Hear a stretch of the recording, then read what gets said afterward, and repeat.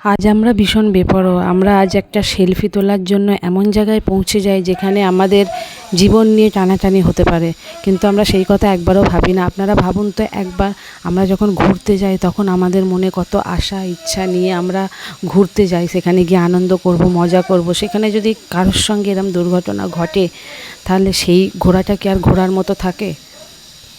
সকলের কাছে অনুরোধ করব, এই সচেতনমূলক বার্তাটা সবার কাছে ছড়িয়ে দিয়ে সকলকে সচেতন হওয়ার জন্য। কারণ আমরা যদি সচেতন না হই, প্রশাসন যতই কড়া পাহারা রাখুক, যাই করুক, সব জায়গায় পাহারা রাখা সম্ভব নয়।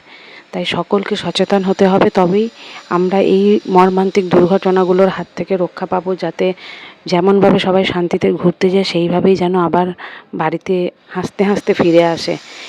এই বার্তাটা আমার সকলের কাছে শেয়ার করে ছড়িয়ে দিয়ে অবশ্যই পাশে থাকবেন, যাতে এরকম সচেতনতামূলক বার্তা আমি আপনাদের কাছে আরও পৌঁছে দিতে পারি।